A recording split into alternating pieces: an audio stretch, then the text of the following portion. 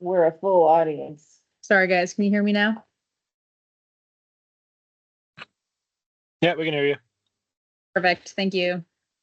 So why don't we do introductions first? And let's start with the people that are online. Who's out there? I can go ahead. This is Dan. Dan McConnell, Hamilton Unit DNRC. And Dan is a forester. Who else? That is would be out? correct. Yep. Josh Smith, Bitterroot RC&D, and I'm a forester for them. Awesome. Who else?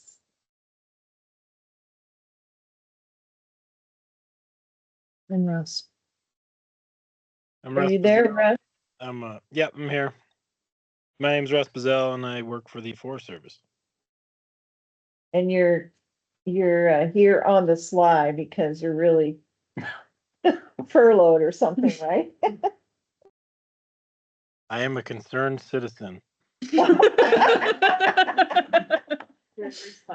Very good. All right, let's go around the room. Kimberly, would you like to start? You bet. So Kimberly, Montana State University Extension, Ag, Port, and Natural Resources Agent here in the Bitterroot. And she helps us with facilitation as needed. Yes, and all sorts of other fun things. Yes. I'm Judy Anderson, private landowner and co-chair of the council. Hi, my name is Ella Langer. I work for the DNRC. I'm also the co-chair of this council, but day job is Fire Adapted Communities Coordinator. Eric Hoover for Valley County Emergency Management. Christina Ragsdale, my husband and I own Little Smith Creek Ranch up here in Victor. And that's it. Lauren Drudra, I'm resident in Hamilton, and I help staff out with our Munson Ranch. Is that helps Temple resident and run a targeted grazing system sheeping goats? That's education. Joe Pigeon, private landowner in Hamilton off of Dutchville Road in the Geneva Valley, so met Judy on Saturday, and came down to see what it's all about. Welcome. And in the back row. Oh, okay. Hi, my name is Melissa Greenwood. I'm the manager of communications at River Valley Electric Cooperative, just down the street or up the street. And I'm going to do a little special presentation for you all today. So Judy, do you want me to take it away from there? Yeah, we might as well, so then we can, so that you can get on home too. So, as I said, I'm from River Valley Electric Cooperative. And you all members of the co-op get your electricity from us, if you agree. Okay. So for those of you that don't know, we started a really cool program back in 2020, towards the end of 2020, called our Power of Change program. And basically, we felt like, the cooperative gets a lot of donation requests throughout the year, but because we're a cooperative and we're member owned, we can't meet all of those donation needs. But we also feel like there's a lot of other really great organizations and groups in the valley that do wonderful things for our community as well. And sometimes they might have unmet needs and they don't have finances to do what they need to do for our community. So we came up with a program to be able to try and help fulfill those needs. And our Power of Change program is a roundup program where members of the co-op can choose to round up their bills to the nearest whole dollar. And then all of that extra change every month is pooled in a separate account. And then we take those funds and we're able to use those funds and distribute them back out into the community for the needs that we have in this community that just aren't met. It's an awesome program, and it's just a little over almost 5 years. It'll be 5 years at the end of the year here. We've donated almost $250,000 back into the community from members like Christina, who put like 10 cents a month or something into it, and all that money really adds up so we can do wonderful things. So Fire and the Root Council put in an application to see if we would be able to donate to some funding for you all, and I'm happy to announce that we were able to grant you $2,010 for your request on your application to be able to do some more of your wildfire preparation, education, and get some signage and materials to try and help people in the community learn about them. I will say, I just met Ella a month or two ago. She was at an event and I saw what she did with the home assessments and I was like, oh, I gotta check this out.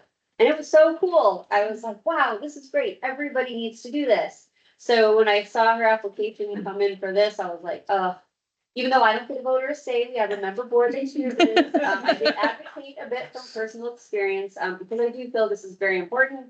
Especially, you know, as a utility, we're dealing with wildfire mitigation as well, so we know how important it is. So any type of education we can get out to people in the community that they know to do on their own part to try and prevent and help wildfires and save their homes and lives, I think is super important. So, we're happy to present this to you to hopefully help you in your efforts, and we thank you for all that you guys are doing to keep this kind of moving forward and help the people in our community with this. So thank you so much and congratulations. Thank you. Awesome. I'm standing by the giant check so I can get a picture.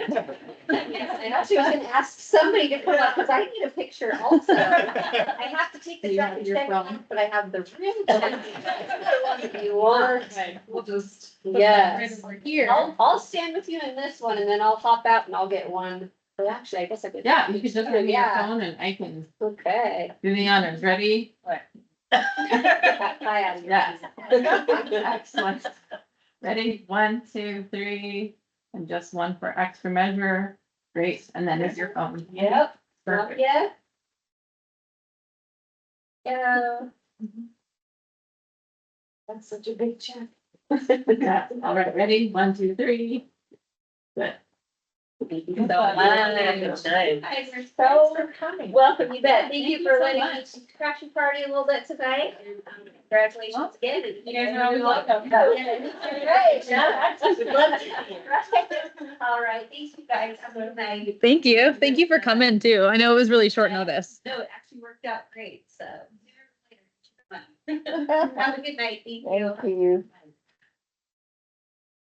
Well, that's a good way to start a meeting. Yeah, that's fun. Yeah. Money, money, money. Anybody else want to give us some money? Is that our official? It is. Yes, this is a big moment. This is our first dealio. This is what's gonna help. This is what's gonna open us a bank account. Yeah. Right. So this is Ella's first attempt at writing a grant. But those kinds of grants, I've done them before. They're usually pretty easy because they, Yeah, it was a pretty easy application. yeah, it's not like a government one. No, which we'll be discussing later, Yeah. unfortunately. But yeah, Alright. so yay us. Let's keep this Yeah. flowing. Let's keep this good luck going. Which we'll also be chatting about shortly. So I will assume that everybody who's been here on a normal basis, visitors are excused from this part, but assume you all read the minutes from the last meeting, and this is the time to tell us if you have any concerns or changes or questions about it before we include the minutes in our, include them as approved. Any questions, comments? Okay, the minutes are received. Approved. So Ella, do you want to give us your financial report? Yes, from our $5,000 from the DNRC allocation, we have $528.59 remaining. And then we also have an extra $2,010 we just received right now. And it's allocated for, that's for printed materials and stuff.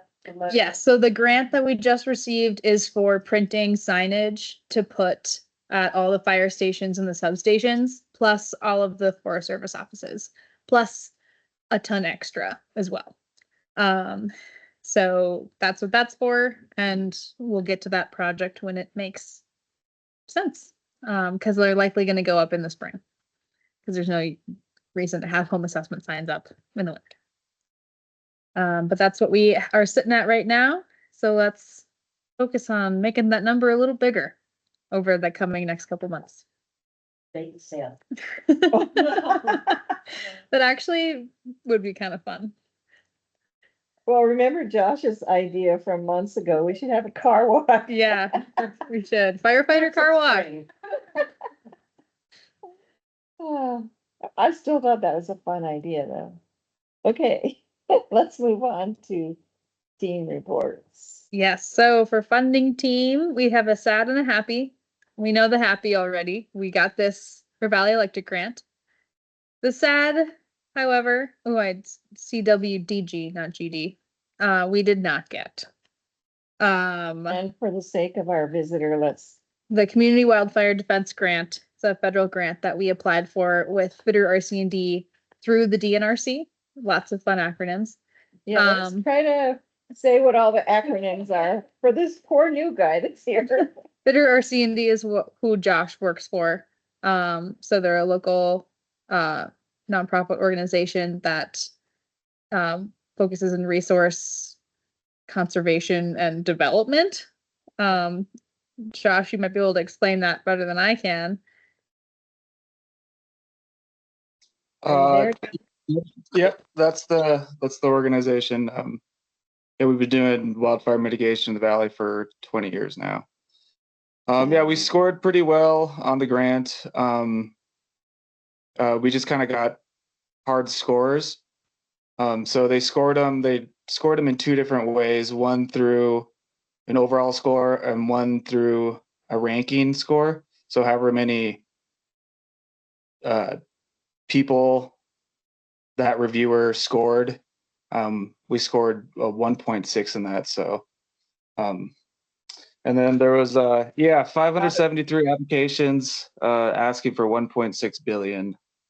58 proposals were selected. So we're kind of right there on the cuffs, but hopefully they're going to have a round 4. Yeah, so we did not get it. However, there is a chance for a round 4, and because we have pretty minimal feedback on it, to be honest, the comments on our grant were like super unhelpful and very vague. But we can compare them against the winning grants, because there are several asks that are very similar to ours. Similar actual financial ask with the joint mitigation and community preparedness aspects.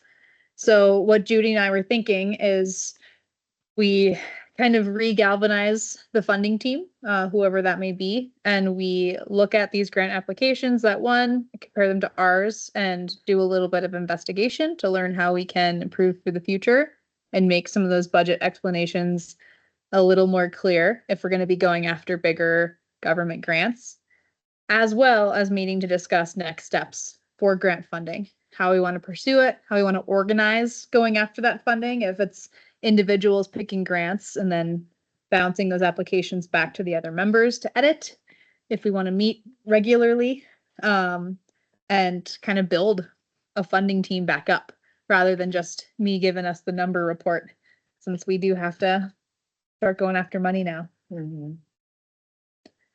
So let's try to remember, because we've had these different teams and the funding team. I know Ella and I were on it and Ken was on it.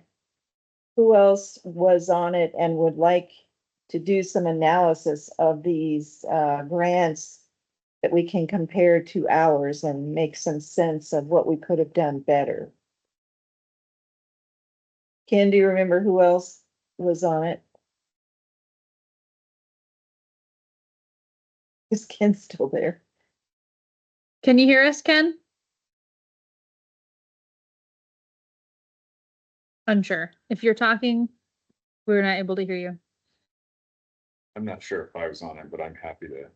Awesome. Yeah, and I think after the meeting too, I'll send out an email to the full council and as a request of if who was on it or if they'd like to be on it, since we just need a team of folks that can first kind of look into the CWDG and then start brainstorming a strategy moving forward for how we want to structure looking for grants, applying for them, and who's going to do what. And that probably means we need to prioritize some of the projects because Yes. the big CWDG was based on our CWPP.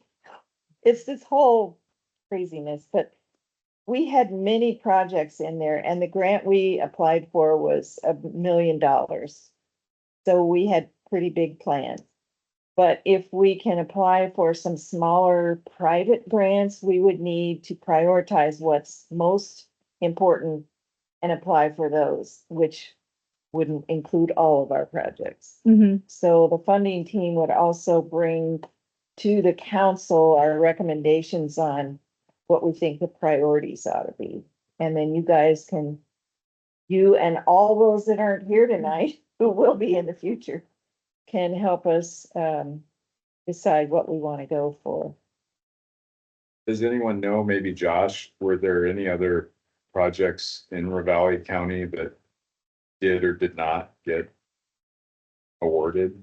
There was one other that Gary Oram spearheaded and it did not Okay. get awarded. And then the only other one, the only one in Montana that was awarded was one in Missoula for, it was something like City planner. 300, was it something like $500,000 for a city planner or $1 million? Yeah, 1.3 for like codes, building codes and yeah, a wildfire planner. Yeah, but other than that, no other awards in Montana. Because they don't actually have a wildfire plan or anything about evacuation if there was something burning into the city.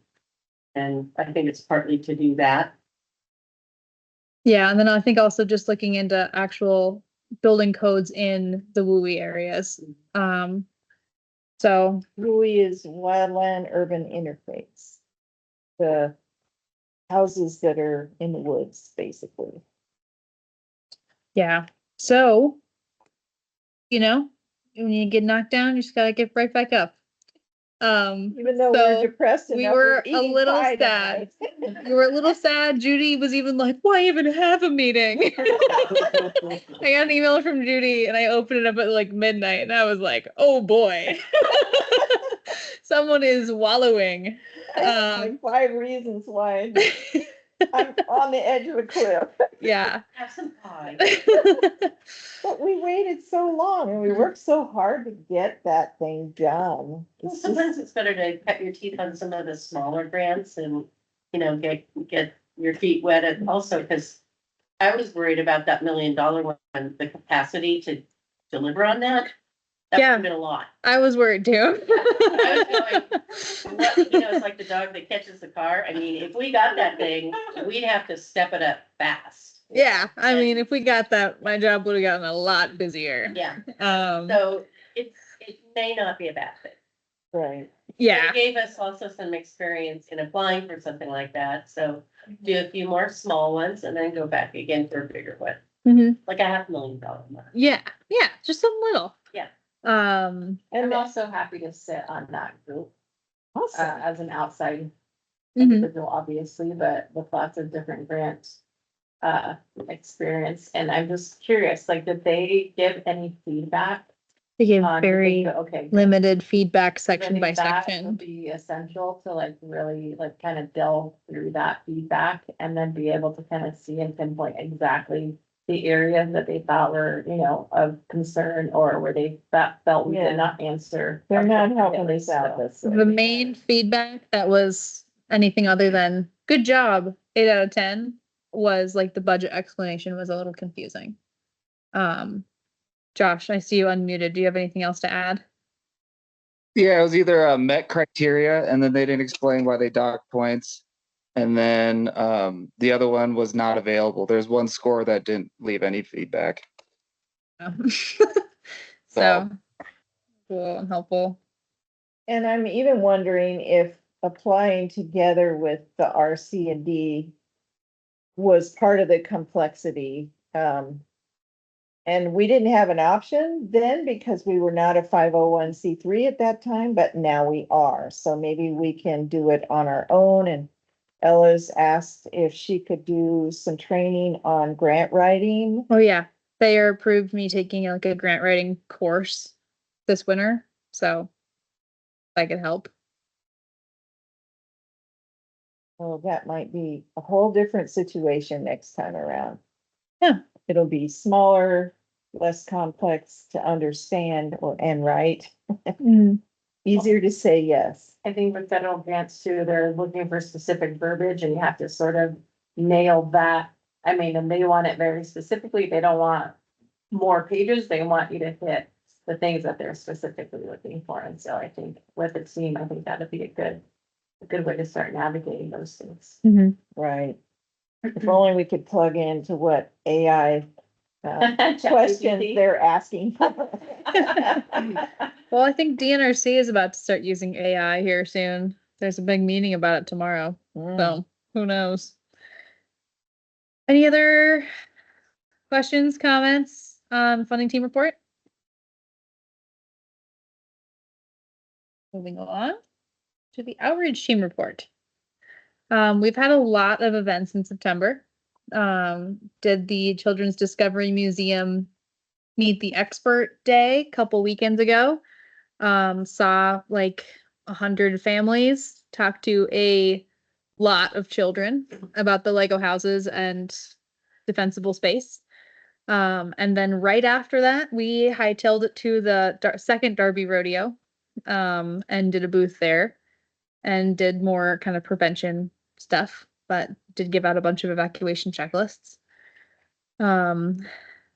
Then we did the purifier giveaway event in Lolo. It was mostly just a DNRC Missoula Public Health joint event, but Judy came and touted Firing the Root. We got a bunch of home assessment signups from Lolo, so we won't have to do those. There's a lot of news coverage on that. Yeah, a lot went out very last minute Hmm. because it wasn't approved until the day before. But we gave out 15 air purifiers, something like I that. thought it was more. 20? Oh, we gave out 20. And then the rest of the purifiers we will be giving to the different WIC centers throughout the valley in Missoula. So there's 5 in total, and we've got about 20 purifiers left and 10 DIY kits. So we're just going to distribute those throughout those centers so that they can give them out to those in need. And the reason WIC is a good choice is because it's women and children. In And we crisis. know that in these smoke events that Mhm. children and elderly are most at risk. Yeah, and it serves pregnant mothers and it also serves atypical families. So typically it's like a single grandma or grandpa with a child. So that's kind of a double whammy with elderly and young children. So those will go out to homes in need. And then that grant will be zeroed out. But overall, a pretty good turnout and a good amount of air purifiers given away this season. Between all of our events and this, we've probably given away 45 air purifiers this year. That money came from the Climate Change Missoula folks, right? Some of them came from those, not from this event, but from a previous event. Missoula Climate Smart gave out a bunch of DIY kits Okay. to all the different libraries.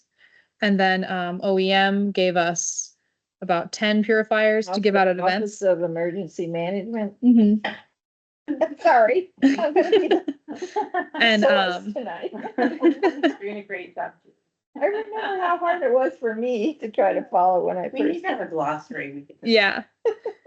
And then this grant came from Fire Adapted Montana. And then we got some more from somebody else. Oh, and then we got a bunch from the Forest Service when they were zeroing out their fiscal year budget last year. Russ just bought us a bunch of air cleaners. So we've been giving out a ton and we're going to continue to because I still got a lot in the storage unit. And then finally, we did Apple Day on Saturday. Great turnout. We had a great booth spot. We saw a ton of people, got a couple of home assessment signups, gave out a bunch of evacuation checklists, talked to a ton of kids about the Lego, and raffled off another air purifier. And all in all, it was a pretty great day. Yeah, the Apple Day is always the most populated event we do because there are people that come from everywhere to go. They make a point of coming to Hamilton, Montana just for Apple Bay. And then they shop and eat and do other things, but people from other states, people from counties that are pretty long drive for them, and people that meet together, neither of them live in the valley, but it's their meeting place and they go to Apple Bay and then they have fun together as friends doing other stuff. So it's an awesome opportunity to be with a lot of people, and that's how we met our friend here. He came up and said, "What is this all about?" Did you get the what the Lego house was all about? It was to attract the kids, and it had you had to use your imagination that it was a real house because it was Legos. But Ella's so good with kids and she really engages them in conversation, and they have the answers to all her questions, or they're at least interested in hearing the answers. Yeah, sometimes they're like, I'd cover it in metal and bricks and spray it down with foam and start on fire. And you're like, totally. And one kid said, well, I would cover that whole deck area and the handrail and everything. I'd just cover it in aluminum foil and it would be fine. You're like, yeah, I guess. It's not really what we're talking about though. Aluminum foil. Yeah. Mom and dad might not be thrilled about that. Yeah. The one dad that was listening to that kid said, I'm in construction and he's houses with that stuff that looks like aluminum foil. Yeah. No, it's pretty funny. So it's very engaging, and you get the fifth graders. She's been in fifth grade classrooms in the whole valley. And if any of those fifth grade students are there, they go running up to that and want to tell their friends how smart they are about knowing all the answers to this house question. It's great. Yeah. They want to help them. It's that's really, I'm starting to cool. know like all the fifth graders in the valley. It's like kind of weird how many of them I recognize. And I'm like, hey, it's you. And they're like, yeah, I know who you are. And it's like, huh. It's like really small valley. But what's fun is when the littler kids are there, the parents are always right behind them. And the parents are really engaged in hearing how much their kids engage and what they know and what they don't know. And they're listening. So they're getting the message too, even though it's geared towards kids. Kids will teach their parents for sure. Yeah. Mhm. So it No, they definitely do. lasted, last year, the house wasn't all glued quite well enough and kids were pulling parts off and whatever, but Ella really glued it up good this year. I made it Judy proof this year. I tried to put it away at one event last year and broke it. So I blamed it on the kids, but she knew it was me. Yeah. Oh, But yeah, so we have kind of wrapped up our big event season. Although I say that, and I'm about to propose a new event. We have been talks about potentially putting on a pile burning workshop this fall. Barring this fall, if it becomes too complicated in the spring. But there's been enough interest from landowners. We work with enough landowners that want to do work on their property, but they don't know what to do with the debris and they're scared to burn. And between folks asking the Forest Service and just with how much interaction we see, I think it'd be really appreciated and well attended. However, logistically, a little tricky. So we are, because I'm DNRC, I can't facilitate it unless it's on like fire department land or they're managing it and present, because we're not allowed to actually like light the fire if it's some sort of public event. I guess we don't have like liability coverage for it and we're not like trained specifically for it. And we don't have any suppression down here. So I've been told by my colleagues that they have done this kind of workshop previously with volunteer fire departments. They do it on their turf. They can have an engine there and we can facilitate it all, but we can't actually light the fire. So chatting with a couple different fire departments. Florence Fire was originally thinking they could do it. Talking to Ken. However, their substation is not really a good spot for it anymore due to some new landscaping. And their main station is right smack in the middle of town next to the highway. We haven't talked to Raylene about potentially doing it here yet.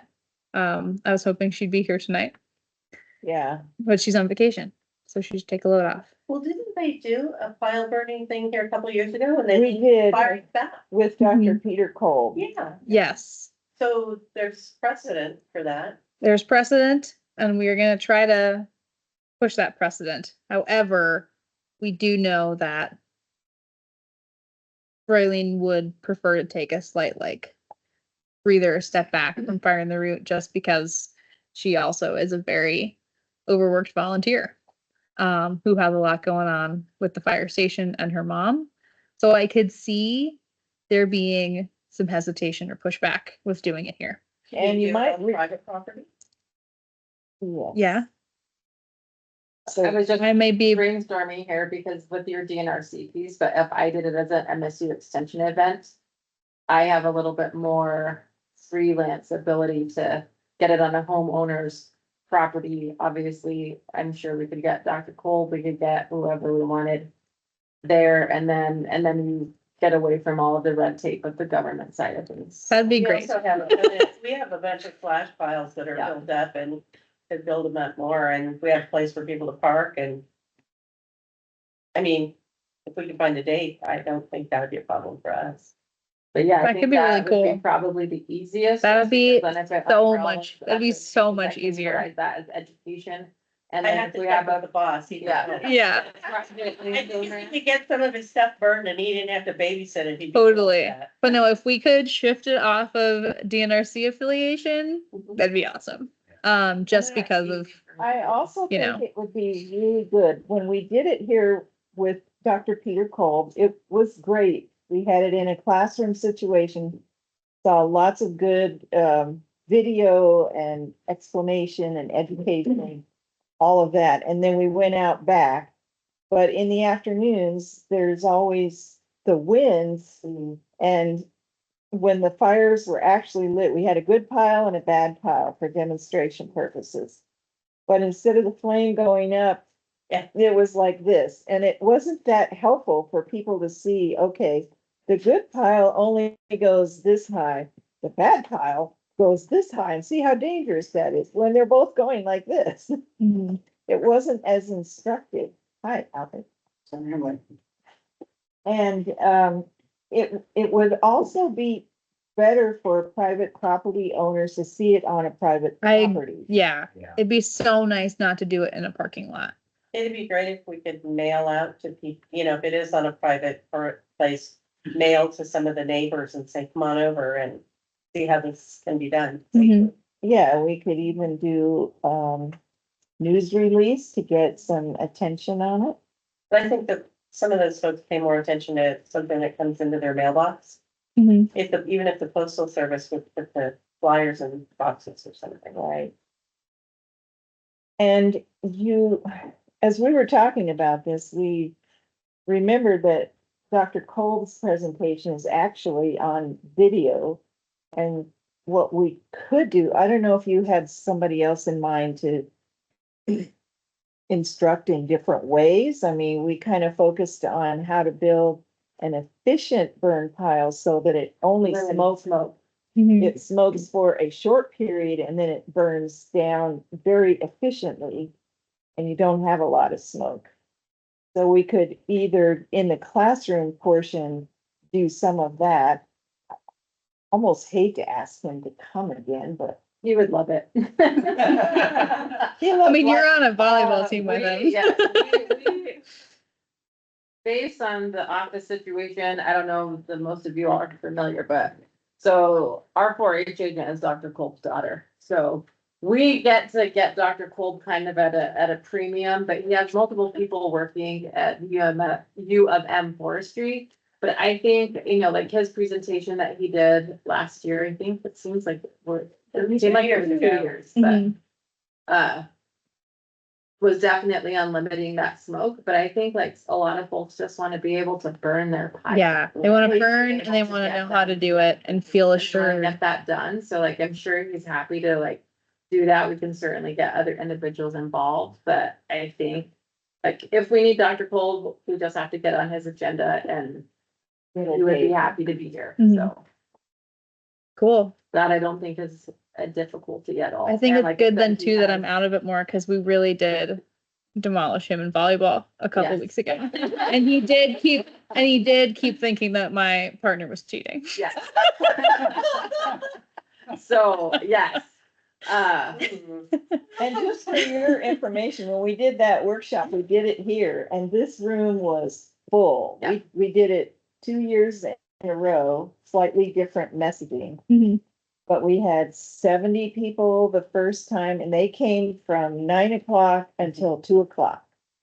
It was a long Saturday and we still had that many people.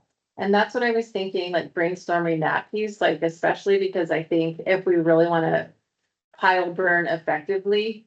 Is maybe doing the educational portion Friday night and doing a couple of hours, 3 hours of education Friday night, and then Saturday morning is all just hands-on pile burning. Yeah, we could call Because this then a we pile can- burning class even too. I know the RC, I can't remember, it's like the resource. I don't even know what the acronym is for. It's, there's a group. I can't even begin to know. It's like the RCDEA. Hmm. Josh, do you know who that is? But they're like. Economic development. No yeah, idea. I got Something for So our. agriculture and Yes. economic development, but they put on a lot of classes. And they did the landowner class last year that I presented on. They're doing some more series this winter. Yeah. But we could also reach out to them to see if they could help promote some of it as well, because they get pretty good attendance for their classes. Yeah, no, and I can send this out to Grace once Mhm. we know how we wanna go. I think calling it possibly pile burning 101 Yeah, would be able to like nail in that beginner idea. I think it might be really good to have someone from the county to come out and say like, we do send out bulletins, you know, having that part as educational piece of like, yes, you do need to notify your local fire departments at between this time and this time, like have those pieces as a part of that and then have a pile burning. yeah, workshop. I like pile burning 101. I really do. I think there's a lot of people that would go nuts for it. We have tons of neighbors that just have the piles that have been sitting there for years. Mhm. And I'm not kidding. Yeah. They stack them up and I think they just don't burn them because they're afraid. Yeah, so many people I do assessments for say, I just don't know where to burn and I'm scared of burning. And that's like why I don't want to cut all these saplings. It's because I don't want to have to burn them in a pile. Mhm. And if that's what's holding people back from doing fuels mitigation, that is too bad. And Like we the should. lady whose house we were at the other day doing an assessment. Mhm. She had been gathering leaves and other stuff and she was afraid to burn. She has a burn barrel. But she was afraid, so she stuffed everything over next to this little shed that was in horrible shape. It was a firebomb Huge waiting. firebomb because she was scared to burn the leaves. She lives like in Hamilton Central. So yeah, I think we got some great stuff here. So yeah, we can kind of disseminate that out of what we want, like those main topics, so. See, I hear Josh tisking. yes. What do you got? Wait, Josh. Ken, I forgot, Ken has a bunch of piles ready to go at his house. I think there's a dozen or more there. And that's just right up above from the Florence Fire Department. I don't know if Ken is on, but I think he might have mentioned it at the last meeting if that was okay at his place, but I think I just thought of that as a good place. Is he Right still off on? the main road. I know he's dialing in from his phone. He's fishing at the river and said he wasn't likely to have great coverage. Well, it's funny because he actually called me yesterday. He dialed in yesterday and was like, "I'm on." I was like, "It's Monday." But I think one of the important parts about that pile burning 101 is that, yes, we need to have capable individuals, which I'm sure we can have. But I think it's really important for those people attending that class to actually light one so that they can get over that, adversity of like, oh my gosh, I don't want to do this, but like being able to like, here's the tools, we're all here in this safe environment to be able to let you do this. And I think that part will really drive that home, is letting them actually, and especially if Ken has 12 of them, like have that ignite, like break them up into groups or break them up into like areas, but allow them to actually light it up. Mhm. No, I totally agree. And this, I mean, just the fact that if you guys can have your name on it, we can do way more with it. This is Well, very and- exciting. And the reason I say that too is because once I put that MSU extension piece on it, then we automatically, regardless if we're at a private home place or any place else, we have an automatic coverage because it's an MSU Mhm. liability event. So we would be covered if something was, if we would burn down the entire valley, they wouldn't be too happy, but we would be covered in the sense that like you all wouldn't have to get extra insurance. Mhm. Once we brand it with that, then it automatically falls under that umbrella. Cool. So speaking of liability, remember in the workshop we had before, one of the years we had, chainsaw safety demonstration. Now, she gave instruction, but we didn't actually have people go outside and learn how to hands-on use a chainsaw. Some people have a chainsaw and they've never used it, or they have one that was given to them and they just are afraid to try it. Do we want to go that far so that they can make it in manageable pieces so that they can make a pile? At the very least, you should go over safety gear and the safe way to do it. And like how to Because some of start the it. stuff and- I've seen people do with chainsaws. It's like you still have arms and legs. I mean, and No, it's, yeah. I made it's my crazy. husband go out and get shafts. He's got those, but I mean, and they don't wear protective eyewear. I mean, at least you can get them with some of that, because some of them just think, oh, drop things away, and Looks like it'd be its own separate class. I agree. probably not a bad idea. got 2 or 3 days. I think like bucking and felling with a chainsaw is its own Yeah. deal. But we could, I think going over tools to do the mitigation, like what you need to make the piles and what you need to burn the piles. And have a little list they can. Have a list, and then for items like a chainsaw, go over safety gear and go over like what you need to have with your chainsaw. I don't think it would be a reach to add it on. And the supplies like a hose or a bucket and a hoe and things like that in case your Mhm. fire starts getting away. And we could reach out to Anne Marie Scott too and see in the future if she would be willing to put on a chainsaw 101 class as well here with us, or And so everybody knows too, we have. We're working with the fairgrounds on their tree mitigation and looking at different options for them, but we could also couple that with our pruning workshop. We could put chainsaw in there as well, because that is part of, I mean, some of the things that you're doing in the pruning part of things is Mhm. utilizing a chainsaw if you're able and capable of doing that. And so we could certainly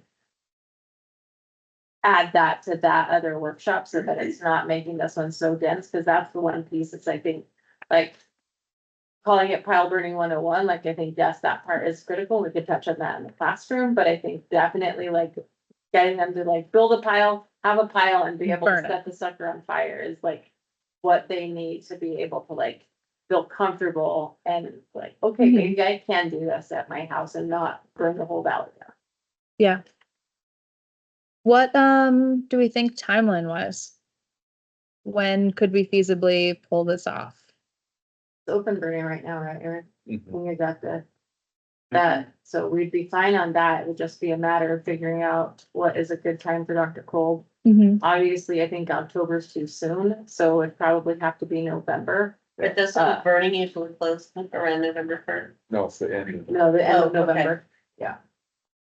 So if we hit, That's the ballot, that conference saying best day where you're not gonna get shut down due to weather inversion. nope, that is always the challenge, I think, with Yeah, I that. mean, if we were to set something like this, off the record, if the burning was restricted, I would say just to do it. Like half the other people in the valley.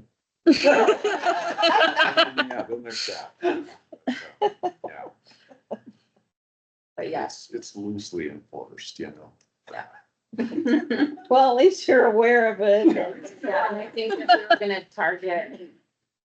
And also windows part of that. Yeah, I was just looking at be early November, just because I just have experience with programming, like, once we start getting into that holiday season, getting really close to that, Early then everything, yeah. Yeah, Everything just changes for everybody, and so like, having the class like November the 7th evening and then burning on the 8th. Or on the 14th and burning on the 15th, but I think that is like our window unless we do, unless we and do I hate to October. like do the Halloween thing, cause then who knows what will happen Yeah. on showing up on that particular night, like. I think we'd miss some folks just because of it being on that day, but I think like those two. If we could really hit that 7 and 8, just because that's far enough away from, You could shoot for that target. yeah. Shoot for it. I So will that we not don't have that, be here during this time. Well, and I came in late and you may have already discussed this, but I think part of the burning program should be what it takes to get ready to burn. Get your permit in line, Well, obviously, we would have yeah, Eric talk about that. yeah. yeah, I will reach out to Dr. Kolb right now and just ask him what his November, Say, hey, Seventh you and don't eighth have looks any like. excuses, do Yeah, you? so I will ask him and then just get on that radar, and then I can visit with some of the other individuals at U of M forestry. They'd be, I mean, as long as their schedules were open to it, and then you don't have to worry about the government shutdown being in the way either, because then we would be able to just get That educated is true. and we don't have the feds involved on that front. No, I do like that. And then for location for in-person class, for like the Friday night class. This is ideal just because. This is ideal. It really has all of the capabilities that we need, but it also is conducive and it's Central Valley. Super And that's Mid-Valley. Kind of why I think it works well. No, I will, email Roylene and see if that's something, once Dr. Kolb gets back to us for his availability, we can ask Roylene if we could get on the calendar for something like that. Fire. And I think later in November, or the later you can go, just, it's always nice to have a little bit of snow on the ground when you're burning. Cause I said, I wait till the first snow to burn, cause I built big piles. Bigger than what most people think they should. Cause I have a lot of trees to burn. But I built a chimney type structure, so I don't have much smoke for very long. Mhm.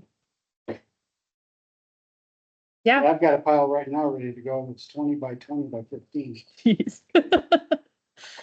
so if you Bring want. marshmallows. Sounds like we got some options on it for to burn.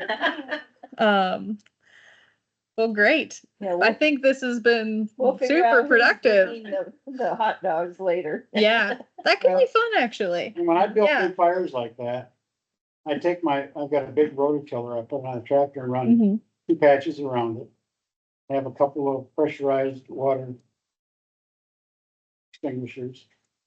And, I've got a dozer if I need it.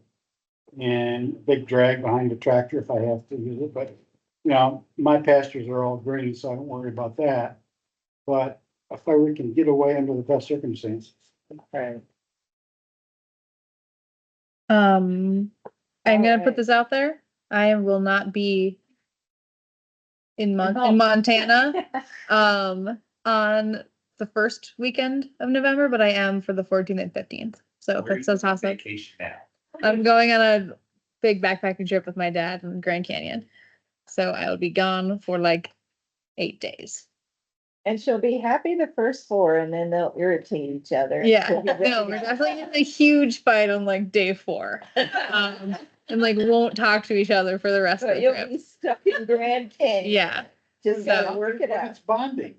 yeah. He must be paying for it. There are worse places to No. get in a fight. Yeah. So Yeah. there's that. That is true. Okay, we'll talk more about that soon. But File burning workshop. Great. So moving on, in our outreach team meeting, we kind of started a discussion about how to build a better kind of give and take relationship with the fire departments and how to make that more sustainable. Since we just don't have much of one right now, other than with our like couple spark plugs here and in Florence. And we're trying to find a way to offer them something to incentivize our volunteer departments to want to engage with Fire in the Root and help us with their mission, because they are also volunteers and they are very overworked volunteers. So Judy, do you want to kind of summarize what we were talking about in the outreach meeting and what the idea was? well, we talked about instead of asking the fire departments to come to us and work with us and be involved in doing home assessments, that's like asking them to do more than they're doing. Maybe we need to approach them with something we can give them.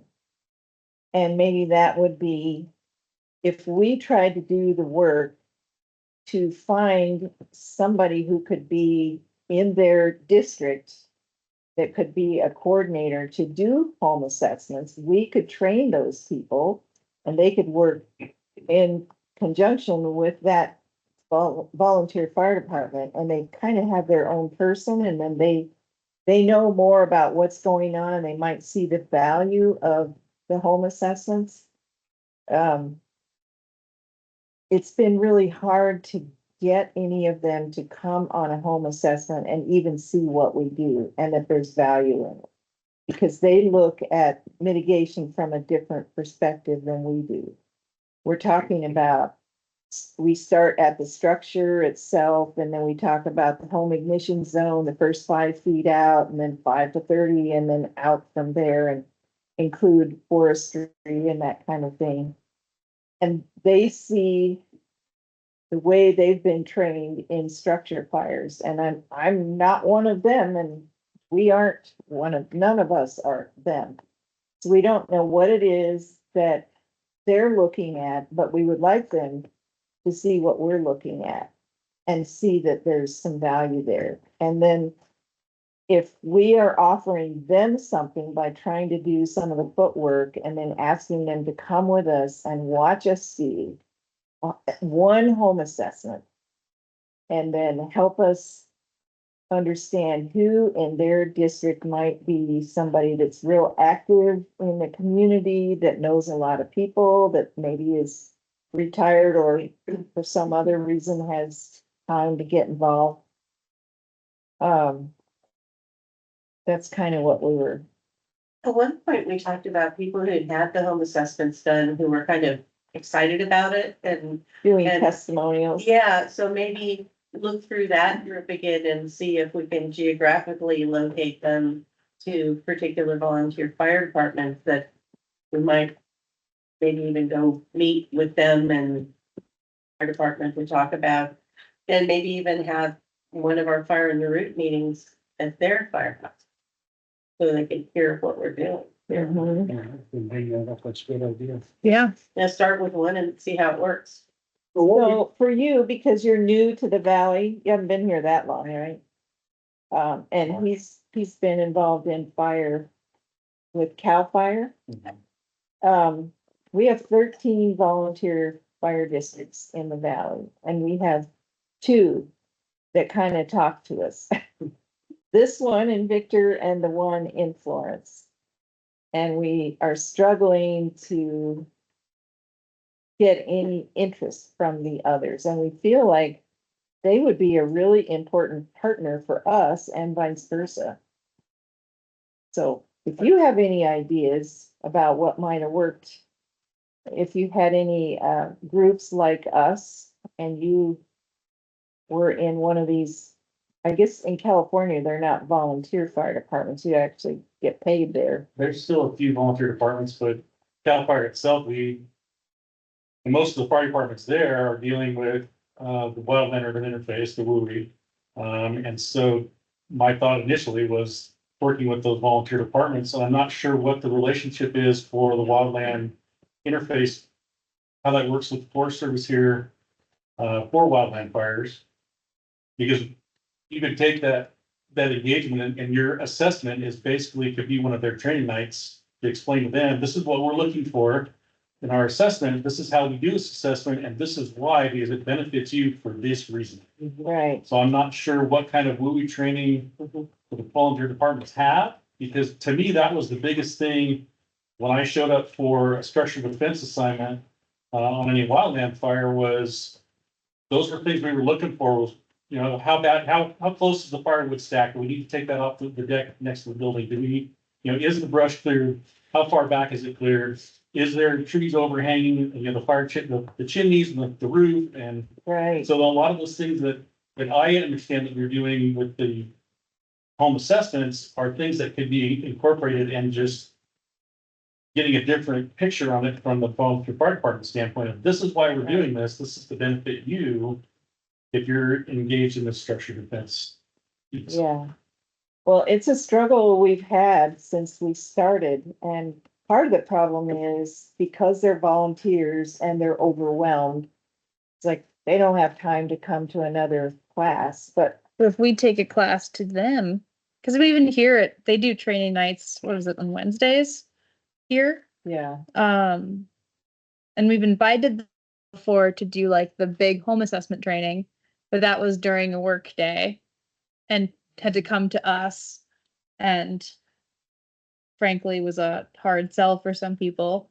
But if we reached out to each department and said, we could put on a training for you, one of the training nights of the whole fall, winter, or spring, and teach how we do home assessments, that could be a good toe in the door, if not a foot. right. Yeah, I think if they had any idea what we're doing, that it does benefit them. We're not at opposite ends of the picture here. And part of the training could be us talking a little bit about what we do and who we are. Doing a Well, the little more plug. people we can get to do assessments and actually do that, the easier their job's gonna be when they get to. Yeah, and give them a little sneak peek structures. at like Yeah, the partners we any of have. those assessments that you're doing is helping in their triage when they are out doing that structured defense piece. Mhm. That's gonna help them tremendously if they can recognize these things that have been done and know that, hey, these people have actually been prepared, so I'm more apt to help somebody that's willing to help themselves. As Right, opposed to somebody that's got, you know, trees overgrown over the house, they don't have, you know, all the vegetation is stacked up around the windows, firewood stacked up next to the house. There's a lot of things that, from a structured triage standpoint, is good from the fire department standpoint, from your home assessment, it's gonna help them for their triage. Yeah, Isn't that all in the GIS mapping too?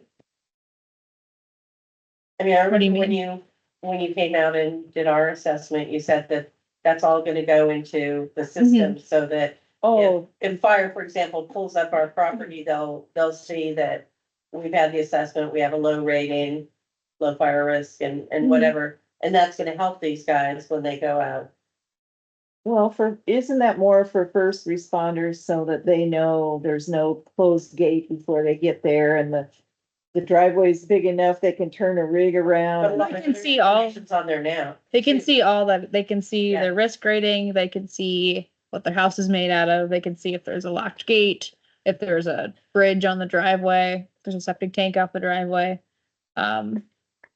If the roof is cluttered with leaves, we put all that stuff in there. So, If it's metal or shingles or Mhm. whatever.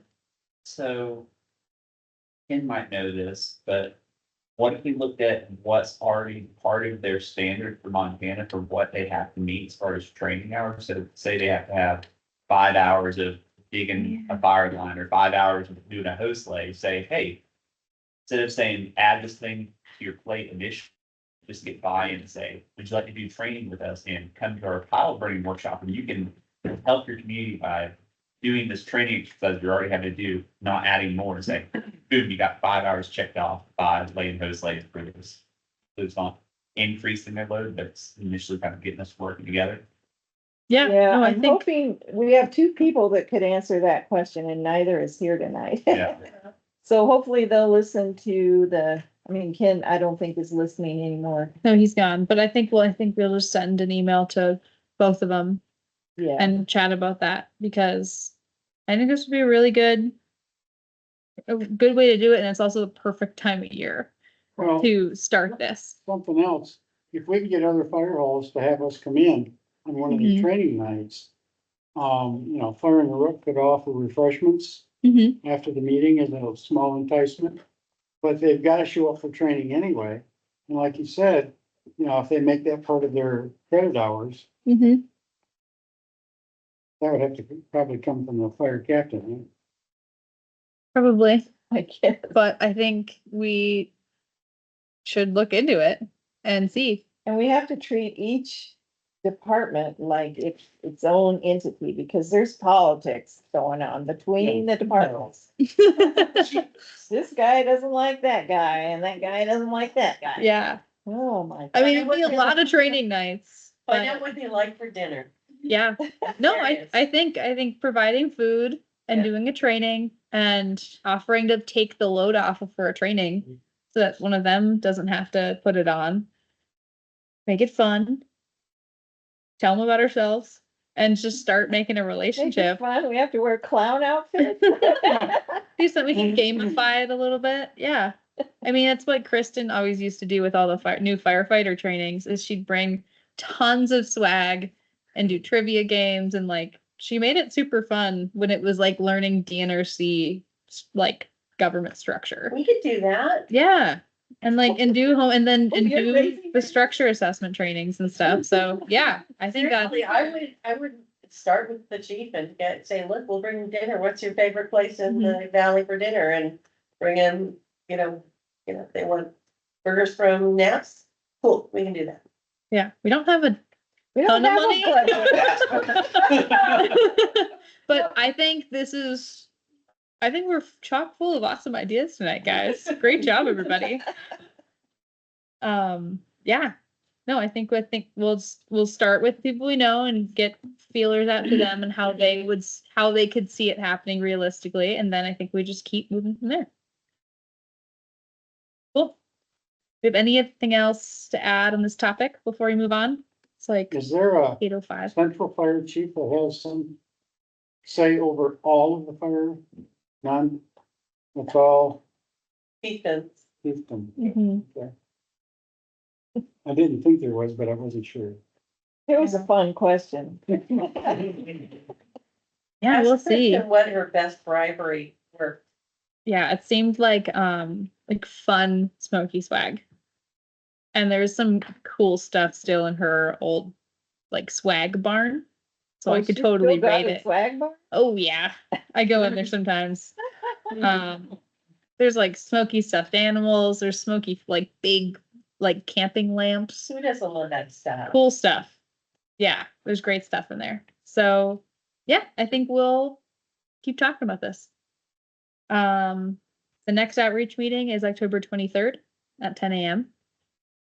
And anybody can come to these outreach. Anybody meetings. is welcome. And we have them once a month and they're at the Forest Service in a conference room.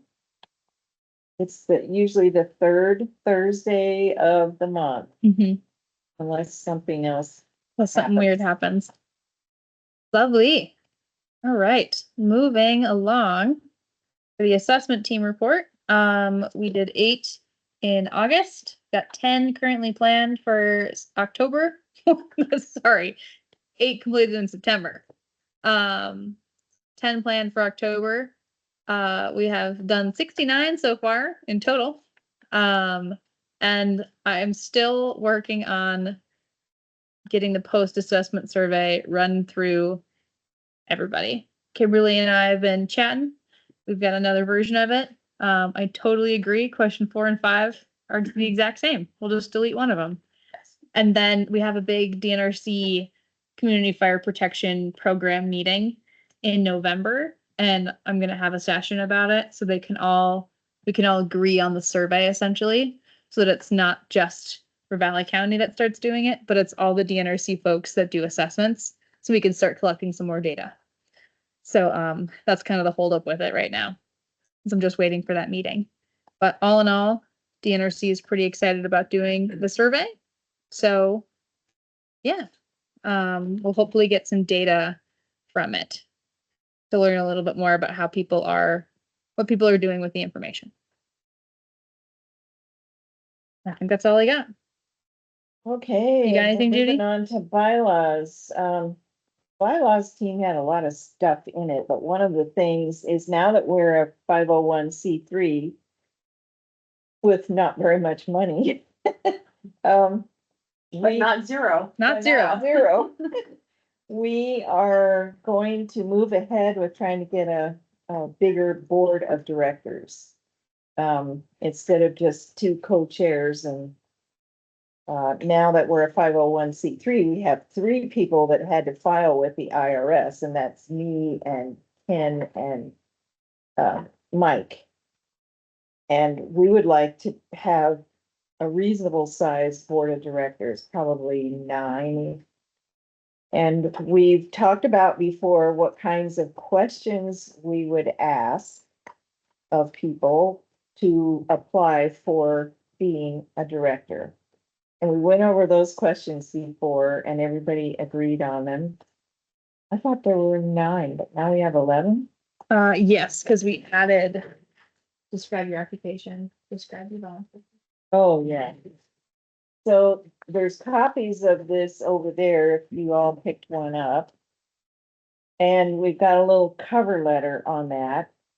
And now we have to decide, how are we going to go about getting this out in the public? And Kimberly, you've worked with nonprofits a lot, and you probably have some advice on what do you do besides post a notice in the Bitterroot Star? And do we just, as a group, put together names of people that we think would be good for the council to consider? And then do Bitterroot Star and that's it, or do we try to go wider? I mean, I guess it really depends on what the council wants to do, but I think you're probably wiser to cast a bigger net and really hit like the social media platforms, really try to hit the bigger Bitterroot Valley. And I think like, I'm not sure about the county website, but you all have a Facebook, you have your social media outlet, but I think like definitely the newspapers, definitely here. I mean, you could certainly have like the physical applications like at the county building where people can just stop and like have like your little trifold that says fire in the room and have that. I think if the volunteer fire departments are willing to push it out, I think if the Forest Service, obviously minus government shutdown and people get back to normal. But I think like having your partners already really disseminated out, I think is probably the wisest, especially because of the clientele you really want a part of that board. And then obviously you have your application, so then you can kind of lead, you know, like once that committee has that, they can do it. Okay, this is kind of the criteria that we're working with, and you know, they could go through that as a group, so. But I think the wider net you can cast, probably the better. Because obviously I go to lots of night meetings, lots of board meetings, and it's becoming really difficult to get folks to volunteer and be a part of boards. And what we've noticed for sure is that we have the same people kind of in the same loop doing the same thing. So like we have a meeting on Monday night and it's all the same people. We have a meeting on Tuesday night, it's all the same people. And so, yeah, really trying to figure out how to make it appealing to other individuals that would, you know, really provide a good voice to the council is important. And We gotta so- make it sound cool. Yes, yes. Kimberly and I see each other more than our family. True, true. I see probably everybody at work more than I see anybody else. But I think that that's the biggest piece, obviously, like especially on the 4-H realm of things. the other thing that is becoming really apparent with our volunteers there is the burnout factor. Mhm. And I think that is super, super huge. And I don't think any board is really prepared other than kind of putting in like your term limits. I think it's really important for folks to really understand, okay, I'm gonna do this, but I'm only gonna be in it for 2 years. That does make it a little bit more appealing. But again, because we have the same folks doing the same thing, that burnout factor is super, super huge. Yeah. And I think it would be ideal if we had council members, but we've even seen that within the council, like, you know, when it's, you know, trying to volunteer for the teams and the committees, like, it's like pulling teeth, and that just seems to be the vibe out there. Obviously, the university, of course, attaches itself to all sorts of things like this, so we're actually investigating, like, doing a research study to see why that has changed so much. I think the other piece too is that as we start looking at the younger demographic, it's gotta be something that they want to do. Because if we bring them in here and historically, the way that volunteerism was done is like, we have all of these tasks. We're just gonna choose, Eric, you're gonna do this. Not really asking Eric, like, what is your passion? What drives you? What is your vibe? Where do you like to be? We just kind of throw them into something. And then at that point, they're like, and especially that the younger demographic is just like, nope. I wanted to come in and do the finance piece, but you have me doing the, you know, marketing piece. And so I don't need to do this. I'm giving you my time, but it's not worth the benefit to me any longer. And then they walk. Mhm. And so I think it's really like trying to figure out what that looks like so that you're keeping volunteers and that your volunteers that come out to do this, like, really want to do it and are kind of pinpointed, which I think the application piece is really nice because it's kind of giving folks an idea of like, this is what you'll be asked to do. This is what the council does. And again, it would be really ideal if that initial round, like, there were some of the people that have been with the grassroots effort of Fire the Root since the beginning. Because some of those voices are super important. And again, trying to get them out to other teams has been difficult, but maybe this would be an opportunity where they want to do that. But that's why I think like casting that net out farther with that outreach piece is gonna be huge, and I would utilize all of the partners that you have. Yeah. No, I think we've got a pretty good list of people, different organizations that can disseminate it out, that have got their own whole base of people that listen. And then newspapers, social media, we can do sponsored advertising on Facebook, Instagram, and Nextdoor. Door? Nextdoor. It's I'm out. It's all over the valley too. yeah, it's everywhere. People love it. Sometimes their comments aren't so nice, but it gets visibility. I gotta check that out. We're too old to know that, Albert. I think you're right. It's like Facebook, but for like your neighborhood.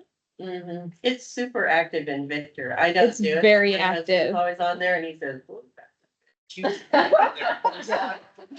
So people post like everything under the sun that's happening in your area. There's, I mean, it's a lot of it's kind of public service kind of stuff and whatever, but there's a significant amount of gossip too. Lots of gossip, lots of like, someone's gonna do something about this dog at the blue house on the corner. And you're like, that's my house.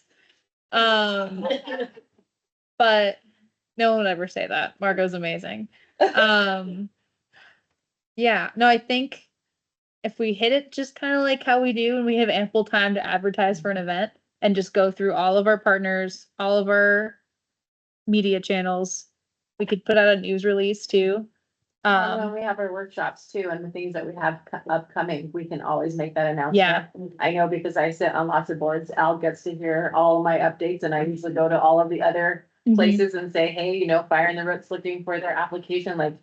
I definitely get around enough of those groups that we can definitely disseminate it word of mouth Yeah. at those board meetings. I might look too through the assessments of the last 2 years. And if there's any names that really pop out at me of people that were really into it, I might email them too. Yeah. Very cool. We only have 15 minutes left, yeah. so, 14. okay, 14.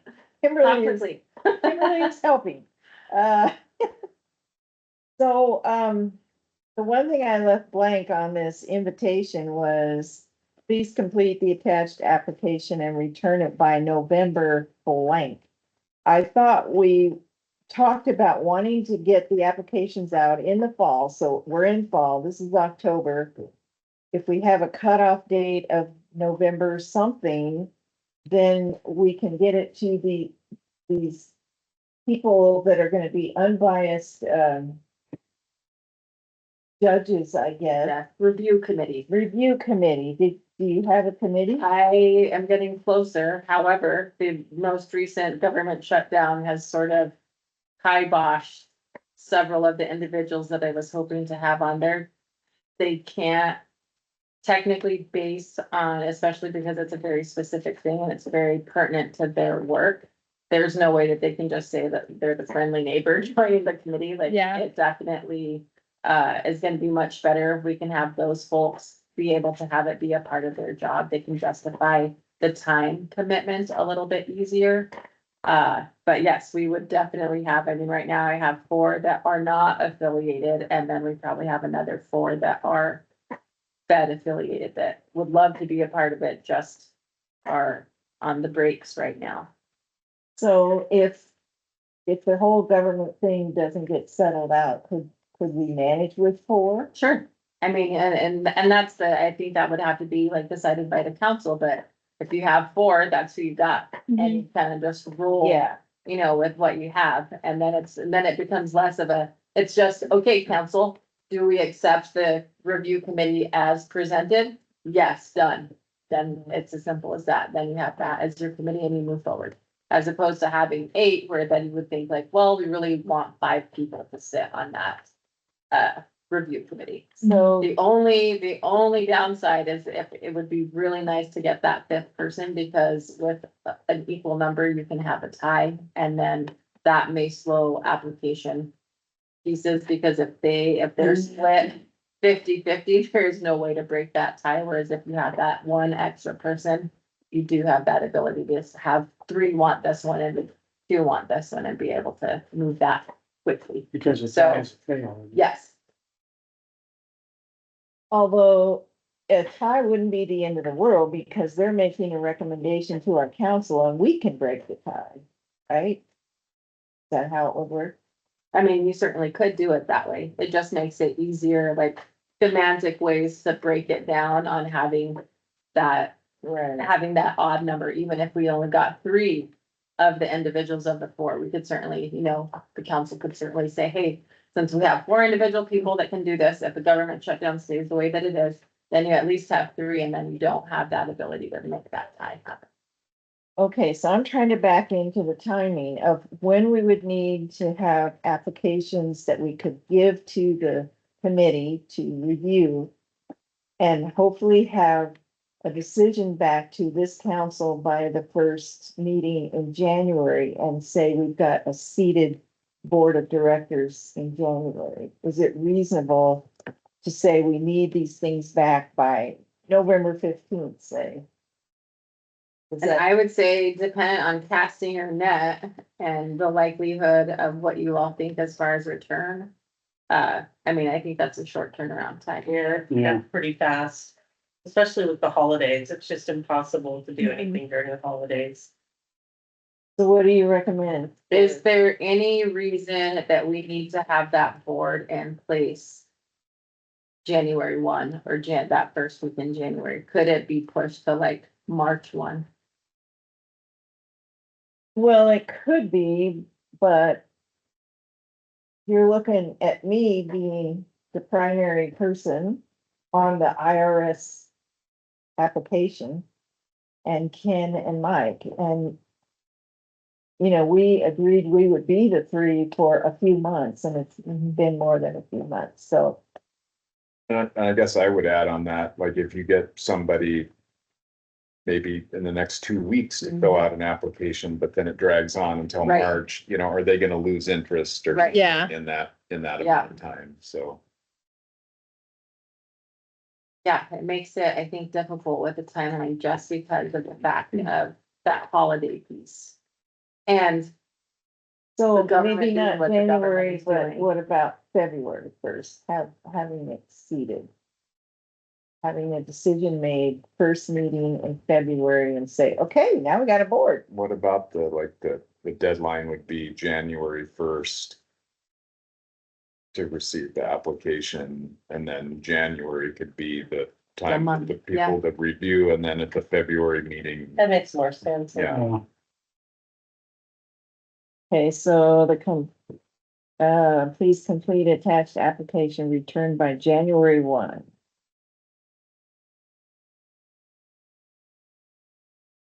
You have any comments? No, I mean, we could. I think if we needed to, we could expedite and do a ton of outreach in a short period of time and fly it sooner. I'm But if thinking we it's want not more time. necessarily as much a question of outreach, but the person considering volunteering for this, especially if they aren't really familiar with the organization, is likely to want to do a little due diligence and think it through from their own current obligations and all. I mean, you want a person who's making this commitment after having it thought it through. And that's my only concern is that, yeah, mechanically, we can get a lot of public relations out there. People, we can let people know about it, but I'm gonna pick something like this up and I'm gonna be thinking about it for a while. And I'm gonna be. Yeah, you might even want to come to a meeting. Exactly. Yeah. There were multiple opportunities for that piece, but I think having it go along that timeline is gonna get you some really good applicants too. And Yeah. then it also opens that opportunity for your review committee, because like January is a slower time.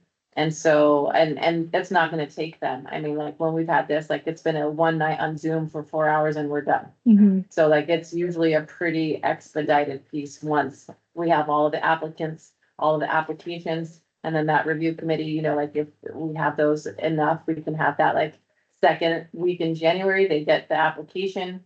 All the applications from the applicants, and then the third week we meet, and by the fourth week, they have a decision, and then you are ready to go for that. I mean, this invitation Mhm. letter could also say, you know, we invite you to come to our November meeting to learn more about Yeah, us. November and there's a And December Yes, 1st. yeah. Or come in person or virtually, or if you can't make either of Review those, the- review, you can watch old meetings at this, Check out our Link. website. I check mean, out our website. Yeah, Yeah, reviewing old meetings would be a really good way for people. First, it takes an hour and a half unless you can speed it up. I try Yeah. to watch things on 1.5 or 2.0 speed. Yes. or if none of those work, give us a call.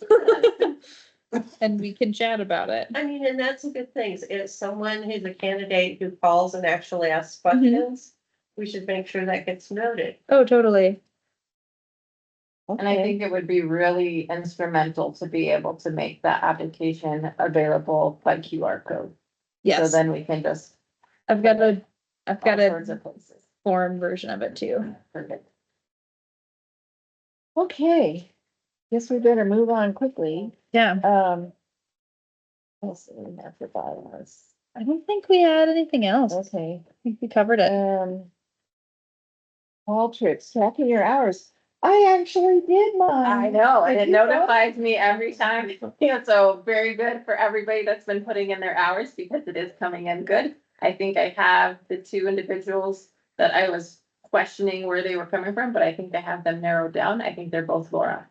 So I will visit with Laura just to make sure we'll confirm, but like I said, this tool is very sophisticated, so I get all sorts of data by looking at that. So like I'm looking at IP addresses, so as soon as I can confirm that with Laura, and then everybody should have the hours where they need. Yeah, I do have to confess, I cheated a little because I put everything under other. I did not separate by meetings and events and this and that, because I thought that'll take me That is another okay. 6 months, but at least I've But got yes, it. that is going well, and everything is coming in. I haven't had any issues, and hopefully you all haven't had any issues. Perfect. All right, So we're kind of out of time for open discussion, but maybe we could have some comments on, I mean, we rushed through this tonight. Oh, the bank account. Since we have money, we just got a check. I have to figure out where to put that. I did contact 3 places and asked the question, okay, I'm going to 3 different banking institutions. We're a nonprofit. We're thinking about which one we're gonna open an account with. Do any of you give any special considerations for nonprofits? And they all said, no.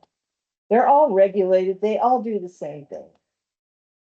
So we have to decide where we want to open an account. And those places were Trail West Bank, Farmer State Bank, and Ravalli County Credit Union. Now, I don't know anything about how credit unions work. And their information is teeny tiny print, 14 pages long, and I didn't read it. It Who's, just means they don't have stockholders, that members are the owners. Yeah. and how would that affect It's like, us? it's how, Sometimes you get better interest rates at the credit union. They're able to offer more on that and be able to get away from the standard. and fewer fees and stuff, because it's all. Well, none of them really had fees Yeah. for what we're doing. So that's what I thought was the only decision we might need to make tonight, because we actually Credit haven't. union got really high rankings on the most recent kind of best of things. Who did? The Ravalli County Credit Union got a super high ranking. Okay, I use that. I use Ravalli County and Farmer State, and I'm happy with both of them. But for us here, I think I would recommend Ravalli Co-op. co-op or credit union? Excuse me, credit union. I mean, they're kind of like the power people too. They're members, so they aren't having to make a profit to send to somebody else. So should we just say we have enough people here to make that decision that doesn't require a vote? I would be super careful on how we make decisions just based on now that transition. Because again, that has to be documented, Mhm. and so I think that it probably behooves you to definitely put it up for vote. I Which don't means know. we have to give notice in these minutes and decide Right. next month. So what do I do? Just hold on to a check for a month and wait?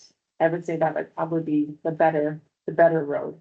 Just because, and especially because we didn't have, we don't have our usual folks here, because those, and it just becomes, especially with nonprofits, I've seen things like this. Something that you think is just an easy decision, just turn into giant avalanche because, So this will be. oh, they did this behind our back. Like, Are we able to it's do a, like, It's just, yeah, they do. are we able to do like an out of meeting vote? You should be able to, Like- because you don't have bylaws right now that say that you can't. Is there some, if we could just make a Teams form, people vote yes or no, it can be anonymous. Cause Or as far as I know, before we move this, that like the bylaws that you put together were to get your nonprofit status, Yeah. right? But they have not been approved by a board or the council to be your operating bylaws, right? They were Mhm. utilized to be able to get your 501c3 status. So that is your baseline. Is there anything in there that says that you can't vote via online means? I'll there have to anything in there check. about- I do not think so. Just double check We that. can but double check. Again, it's just like a governing document because you all Totally. haven't approved or accepted it as a council or as a board. Right. So we'll see what we We'll check. have already there. And if it looks like we have the leeway, we could do it by email. Because it seems like the council has done votes before by electronic means, right? I think Yes. we On did certain once. things, yeah. And so I think that based on that, you would have the precedent that you, because you're still technically the council without that board, you can still kind of operate in that gray area Yeah, for So- now. Right. we'll check that out. And if it is permissible, you will get an email notifying you first that a vote will occur the day before. And then I'll send you the way to vote electronically. How much did we get? Like I said, I can't. Oh, you. 2010. 2010, our very That's first. 2010 more than we had. That is true. Yes, you're It is right. 8:31. Yes, So next meeting is November 4th, same location, same time, 7 PM, Victor Fire. If you have any new agenda items you'd like to talk about, please let me know. If you have any speakers or anybody you think it'd be really cool to come and hear from, please let me know. We haven't had one in a while. well, we've had so much We've had a business. lot going on. We've filled up. the Um, agenda. Thank you all for coming and And have a thank great you rest so of your much week. for coming. I mean, he came to Apple Bay and we roped him into coming to the meeting, and here he is. Thank you Zoomers for attending. Yeah. And there's Have a good night.